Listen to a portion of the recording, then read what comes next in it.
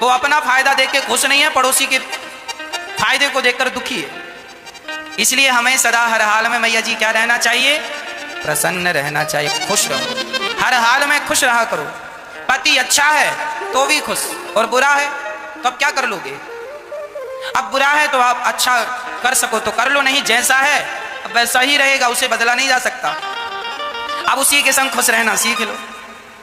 अब दुखी रहने से भी क्या होगा? सारी जिंदगी तुम्हारी रोते रोते चली गई, अब जरा मुस्कुरा लो, हंस लो। देखो जिंदगी में ना समझौता करना सीख लेना चाहिए। एक मैया बोली, महाराज जी हमारे पति, अब हम अपने पति से तलाक लेना चाहते हैं। वो मैया ये बात कब बोल रही थी? जब वो 60 साल की हो गई। 60 साल की मैया बोली, महाराज हम अपने पति से तलाक लेना चाहते हैं। जब उनके नाती पोते बड़े बड़े हो गए थे, शादी हो गई नाती, तब कह रही है बुढ़ापे में हम पति से तलाक लेना चाहते हैं। हमने कहा मैया क्यों? अरे बुढ़े से कोई सुख नहीं मिला, जीवन भर परेशान किया, रुलाया, सिर्फ दर्द दिया, सारी जिंदगी इसके संग बुढ़े के संग रोते रोते गुजर गई, कोई सुख नहीं दिया इस आदमी ने। हमने कहा मैया कोई सुख नहीं दिया इस आदमी ने, तो अब 60 साल में तुम तलाक लेके क्या सुख लेने जाओगी? कौन सा सुख चाहिए अब तुम्हें 60 साल बुढ़ापे में? अब जितने सुख मिलने थे सो मिल गए, अब सारी हाथी निकल गया है, पूंछ बची है, सारी जिंदगी निकाल दी, थोड़ी सी और निकाल लो, बुढ़ापे में काहे माथे में कलंक लगाती हो? जीवन में समझौता कर लो। तुम्हारा पति दुष्ट है, यदि तुम्हारा पति कांटा है तो बबूल के संग, हमारे घर के अगल बगल में बबूल लगा है माना कि, तो अब हम क्या करें कि बबूल के कांटों के संग रहना ही सीख लें। हमारे घर के बगल में यदि गुलाब लगा होता तो हम गुलाब के संग रहना सीखते। तुम्हारा पति जैसा है, तुम्हारी पत्नी जैसी है, तुम्हारा बेटा जैसा है, तुम्हारा जीवन जैसा है, उस जीवन में अब पॉजिटिव रहना सीख लो। मंदोदरी रावण के संग जीना सीख गई कि नहीं? रावण कोई अच्छा था? अब सोचो आपका पति आपके सामने दूसरी औरत को उठा के ले आए और कहता है रावण सीता से, ए सीता तुम हमारी तरफ देख लो, हम तुम्हें मंदोदरी आदि, अब आगे मंदोदरी तुम्हारे पांव में तेल लगाएगी और तुम्हारी सेवा करेगी, तुम्हारी दासी बनेगी मंदोदरी। यदि तुम हमारी रानी बन जाओगी तो मंदोदरी तुम्हारी, हम मंदोदरी को दासी। अब सोचो मंदोदरी को कितना बुरा लगा होगा। ये सुंदरकांड में लिखा है। रावण कहता है ए सीता एक बार बिलोक मम ओरा, देख मंदोदरी आदि सब रानी, ये मंदोदरी आदि जो रानियां है ना, ये तेरे चरणों में सेवा करेंगी, तेरे कपड़े धुलेंगी, एक बार मेरी तरफ देख ले सीता। अब सोचो मंदोदरी भी बगल में खड़ी थी, सुन रही थी। अब सोचो मंदोदरी को कितना गुस्सा आ रहा होगा, मेरा पति कह रहा दासी बना दूंगा। आपका पति कहता हो ऐसा, तो आप बगल में खड़ी हो, किसी महिला को देख के कहे तुम आओ हमारे पास, पर हमारी पत्नी तुम्हारे कपड़े धुलेगी, तो आपको बुरा लगेगा कि नहीं? तो महारानी बनना है, दासी बन जाएगी, आपको बुरा लगेगा? पर सोचो मंदोदरी जैसी स्त्रियां अपने रावण जैसे पति के संग रहकर भी वो आदी हो गई। चलो अब जैसा है, विधाता ने जैसा लिखा है वैसा मिल गया।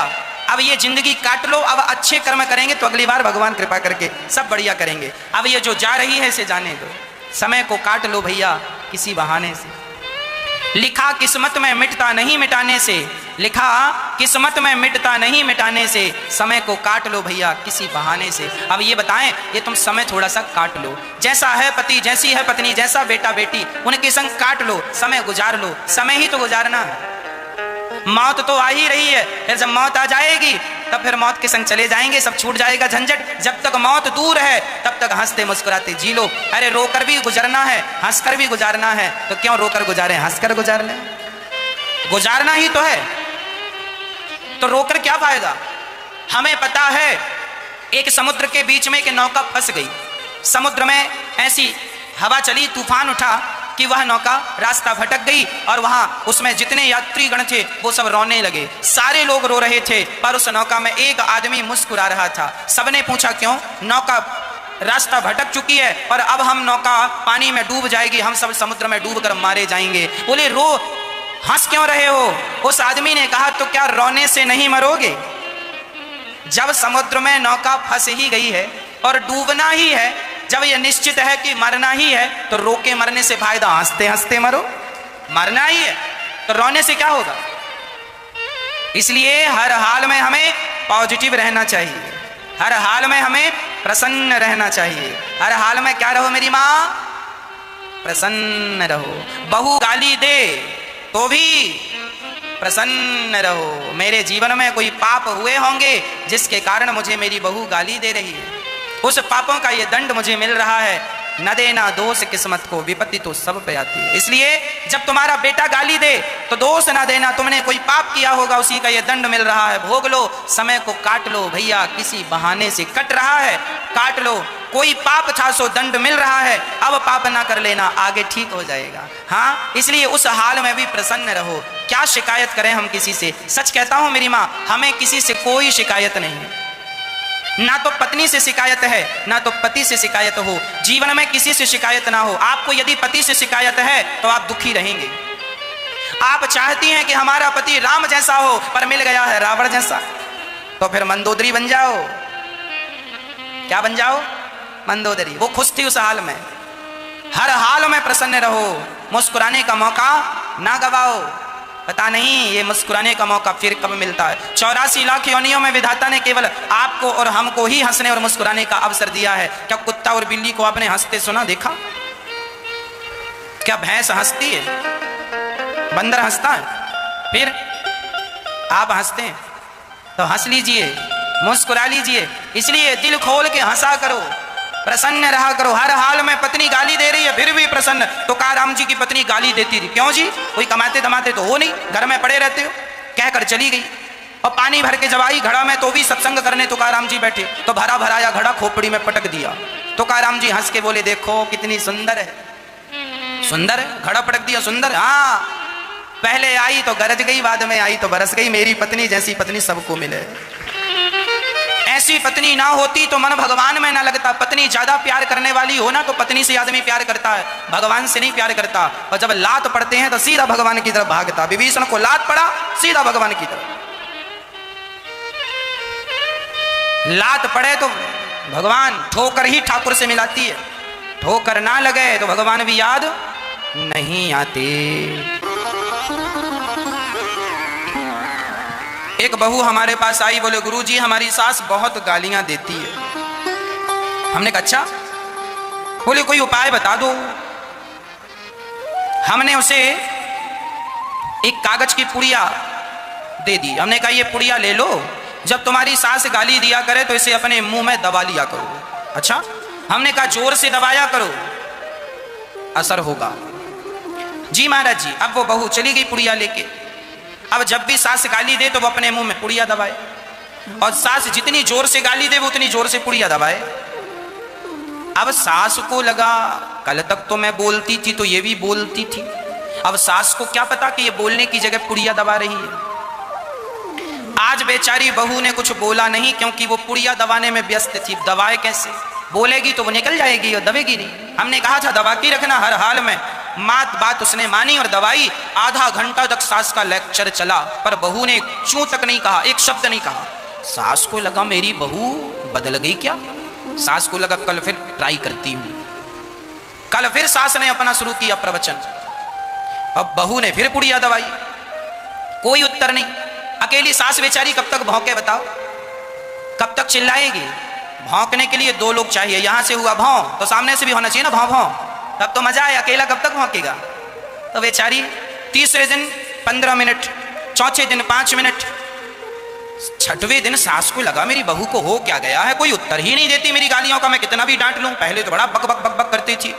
अब सासू माँ पहुंच गई, बहू बहू अब तुम हमारी बेटी हो गई हो। ऐसी हमारी बेटी थी, कितना भी हम उसे डांटें कुछ भी कहें पर वो कोई जवाब नहीं देती थी। हृदय से लगा लिया सास ने बहू को और कहा अब से तुम हमारी बेटी हो और तुम्हारा स्वभाव बदल गया, अब हमें बड़ा अच्छा लग रहा। वो बहू दौड़ी दौड़ी आई, महाराज जी आपकी पुड़िया में क्या जादू है?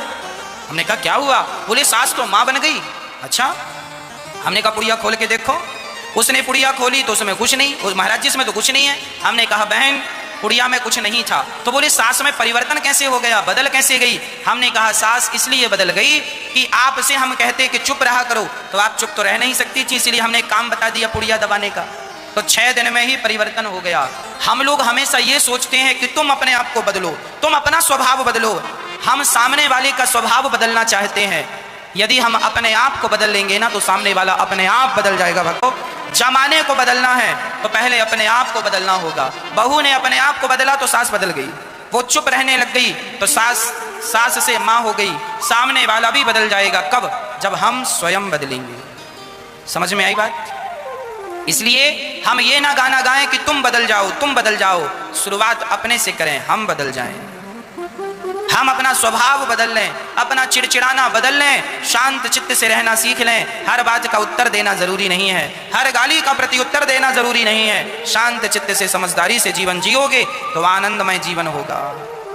अब भगवान बड़े हुए, नामकरण संस्कार गर्गः पुरोहितो राजन, यदो नाम सुमहातपा, प्रजम जगाम नंदस्य वसुदेव प्रचोदितः।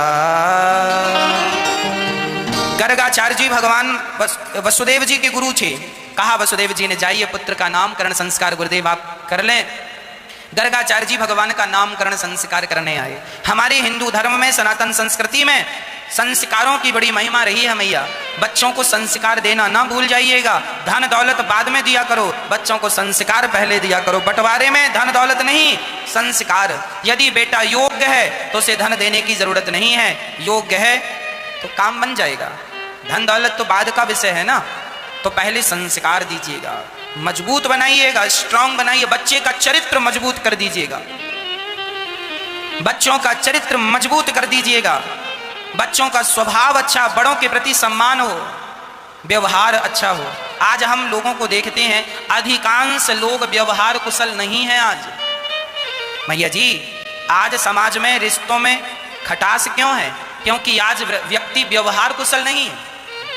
आज लोगों को व्यवहार करना नहीं आता, बात करनी नहीं आती, सामने वाले से बात कैसे करनी है। लोग बात कैसी कर, चलो हटो हटो हटो हटो हटो, रास्ता दो, चलो चलो चलो। ये कोई बात करने का तरीका है? किसी को भी हटो हटो, कुछ भी ना, कुछ भी ना। हम एक बात कह दें मेरी माँ, गरीब से गरीब आदमी क्यों ना हो, मजदूर आदमी ही क्यों ना हो, पोंछा लगाने वाली या पोंछा लगाने वाला ही क्यों ना हो, जूता सिलने वाला ही क्यों ना हो, हमें सम्मान सबका करना चाहिए। यदि हम सम्मान सबका करते हैं तो यह निश्चित है कि आप व्यवहार कुशल हैं। व्यवहार कैसे करना है? कोई आवे सामने, अब एक उदाहरण से हम देखो, आप यदि दुकान चलाते हैं तो आजकल ना दुकानदारी में, बिजनेस व्यापार में भी सबसे पहले व्यवहार कुशलता है। क्या है? व्यवहार कुशलता।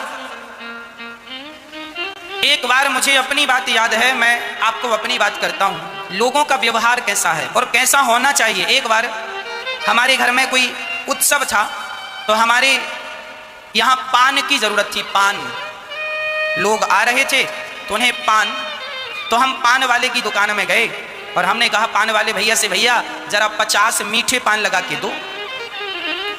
उसने कहा हम 10 मिनट में आपको दे रहे हैं। 10 मिनट तक हमने दूसरा काम किया। 10 मिनट बाद हम पान वाले की दुकान में गए, कहा पान दो, तो उन्होंने पान दिए तो सारे पान डैमेज थे। किसी में लौंग नहीं थी तो किसी में मसाला गिर रहा था।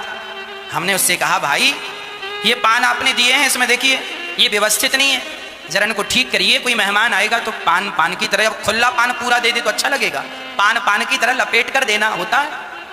लौंग लगाओ पान में, बढ़िया व्यवस्थित करो। अरे भाई लेना है लो, नहीं लेना नहीं लो, ऐसे मिलते हैं हमारे यहाँ। हमने कहा अच्छा ऐसे ही मिलते हैं। हमने कहा हम पैसे दे के ले रहे हैं कि फ्री में ले रहे हैं? हमने कहा जब पैसे दे के ले रहे हैं तो जैसे मिलते हैं वैसे ही दो। ना ना ना ना ना। हमने कहा ठीक है तो हम कहीं और से ले लेंगे। हम चले गए। अर्थ क्या हुआ? 50 पान, यदि एक पान 5 रुपए का था तो उसके पास कितने रुपए अभी पहुंच जाते? अर्थ क्या निकला?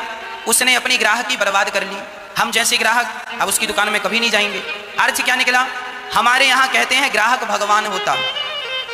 एक पान लेने वाला हो या 10 पान लेने वाला हो, वो भगवान है और ग्राहकों से ही दुकानें चलती हैं। इसलिए हर दुकानदार को व्यवहार कुशल होना चाहिए। अरे वो इतना ही कह देता, अच्छा भैया जरा रुक जाइए हम व्यस्त थे, हो गया, हम ठीक कर देते। यदि वो इतना कह देता तो हम 10 मिनट और भी रुक सकते थे उसकी मीठी वाणी से, पर उसके चिल्लाने से तो हम 5 मिनट भी ना रुके, आप भी ना रुकते। पैसे ही देना है तो जमाने से कहीं खरीद लो। परंतु आज के जमाने में व्यवहार कुशलता चाहिए। यदि आप व्यवहार कुशल हैं तो आप अच्छे बिजनेसमैन भी बन सकते हैं, आप अच्छे दुकानदार भी बन सकते हैं, व्यापारी बन सकते हैं। और व्यवहार नहीं है भाई, आपने देखा होगा ना मार्केट में 50 किराने की दुकान होती है, पर आदमी जाता वहीं है जहां उसको मन भाता है, जहां से जरा सा प्यार मिलता होगा, जहां से उसका लगाव होगा। व्यवहारिकता ही तो है ना। कई बार आप देखते हैं अड़ोस पड़ोस में फलाने की दुकान बिल्कुल नहीं चलती और उसी के बगल वाले की दुकान ज्यादा चलती है, और वो बाजू वाला परेशान होता है, यार हमारी दुकान तो चल नहीं रही, इसकी तो बहुत चल रही है। क्योंकि वो आदमी व्यवहार कुशल है, वो ग्राहकों से पूछता है हंस के, भैया कैसे हो, सब कुशल है, आदमी इसमें ही संतुष्ट हो जाता, चलो इसने पूछा ठीक ठाक पूछा है ना। और अब दुकानदार हो तुम ग्राहकों को डांट रहे हो, तो ग्राहक है सरकार, दूसरी दुकान में भी जा सकता है, तीसरी दुकान में भी जा सकता है। इसलिए हर काम में व्यवहार कुशलता होनी चाहिए। यदि आप व्यवहार कुशल हैं तो आपके संबंध भी मधुर होंगे। कई लोगों को हम देखते हैं, आपके ससुराल पक्ष से आपकी बात बनती नहीं है, आपके मायके के पक्ष से आपकी बात बनती नहीं है, कई बार विवाद हो जाता है, झगड़ा हो जाता है बात में। क्यों?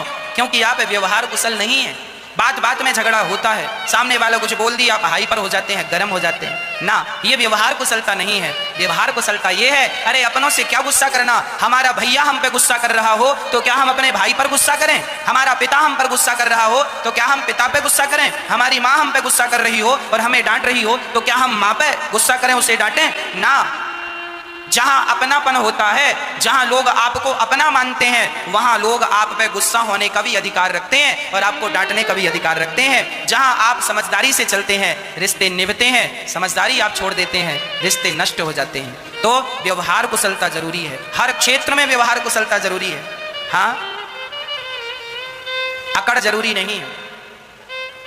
रात्रि को कोई हम बिस्तर में जाकर लेट जाते हैं और तब भी कोई मिलने के लिए आ जाए तो कोई कह दे कि कोई फलाने मिलने के लिए आए हैं, तो बिस्तर में लेटने पर भी उठकर हम चले जाते हैं कि कोई दूर से मिलने आया है, चलो चलकर मिल लेते हैं। मतलब ये व्यवहार कुशलता है कि आप यहाँ आए हैं और आप हमसे मिलना चाहते हैं तो हम आपसे मिलें, यही हमारी व्यवहार कुशलता है।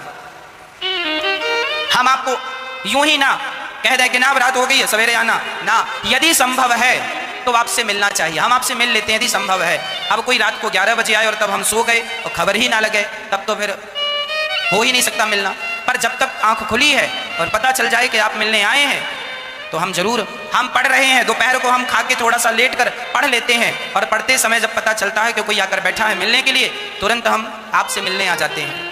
कथा में आने के पहले भी हम आपसे मिलने आए, भले हम 2 मिनट आपको राधे राधे कह दें, पर मिलना है। जब हम आपसे प्रेम करते हैं तभी तो आप हमसे प्रेम करते हैं, यदि हम आपसे प्रेम ना करें तो आप हमसे प्रेम क्यों करेंगे। तो हर क्षेत्र में व्यवहार कुशलता चाहिए। क्या चाहिए? व्यवहार कुशलता।